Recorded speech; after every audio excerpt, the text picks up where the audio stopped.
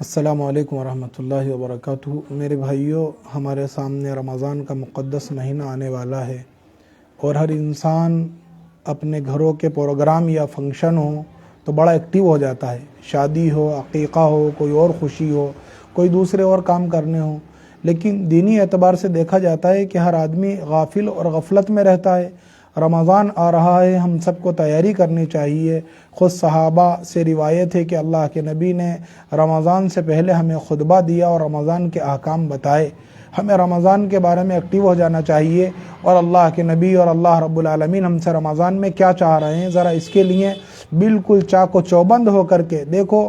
بار بار یہ رحمتیں، یہ اللہ کی طرف سے نوازشات بار بار ہونے کی نہیں ہیں۔ جس طرح ایک آفر کھل جاتا ہے، اسی طرح اللہ نے ایک آفر کھول دی ہے کہ ایک فرض کو ادا کرے تو 70 فرض ملیں گے، اس کو 70 فرضوں کا ثواب ملے گا۔ اگر اعلان آج ہو جائے کہ بھائی 500 والا ریچارج جو ہے 100 روپے میں ہو رہا ہے، تو بتاؤ کون گھر پر بیٹھا رہے گا؟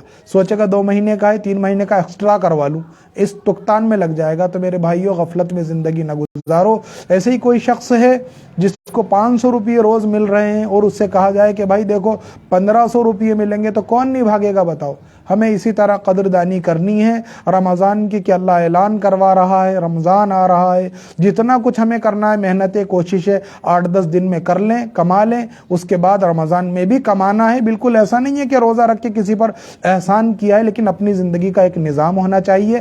سحری کے بعد گھنٹہ 2 گھنٹہ آرام کر لے، اس کے بعد اٹھ کر تلاوت کرے اور اشراق وغیرہ نوافل کی پابندی کرے۔ ویسے پورے سال نہیں کر پاتے، اللہ نے ابھی موقع دیا ہے خوب جو ہے ثواب کمانے کا، اللہ کی رضا حاصل کرنے کا۔ اللہ کے نبی صلی اللہ علیہ وسلم سے فرمایا اللہ رب العالمین نے، وَإِذَا سَأَلَكَ عِبَادِي عَنِّي فَإِنِّي قَرِيبٌ أُجِيبُ دَعْوَةَ الدَّاعِ إِذَا دَعَانِ فَلْيَسْتَجِيبُوا لِي وَلْيُؤْمِنُوا بِي لَعَلَّهُمْ يَرْشُدُونَ۔ کیا اللہ کے نبی سے کہلوایا گیا، اے نبی جی، جب میرے بندے میرے بارے میں آپ سے پوچھیں تو کہہ دینا کہ اللہ بہت قریب ہے، مانگنے والے سے مانگے تو۔ میرے بھائیوں، اللہ سے ہر جائز چیز، اللہ سے آخرت کی زندگی، اللہ سے قبر کی مصیبتوں کو دور کرنے کے بارے میں اور اللہ رب العالمین سے آخرت کے سنورنے کے بارے میں خوب مانگ لو، خوب تیار ہو جاؤ، ایکٹیو ہو جاؤ کہ یہ 30 دن اور 29 دن پتہ بھی نہیں چلے گا کیسے گزر جائیں گے۔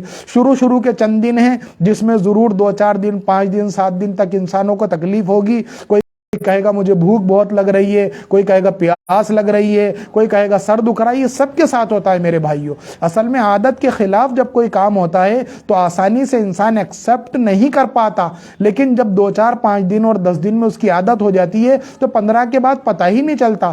بھائیوں، یہ اللہ سے محبت دکھانے، اور یاد رکھو سارے فرائض اور واجبات سنن تو ہم ہر کسی کو دکھا دیتے ہیں اور سب دیکھ لیتے ہیں۔ اللہ یہ فرماتا ہے نماز آپ پڑھ رہے ہیں، سب دیکھ رہے ہیں، اور آپ نے کوئی اور خیر کا کام کیا، صدقہ دے رہے ہیں تو لینے والے کو پتہ چل رہا ہے۔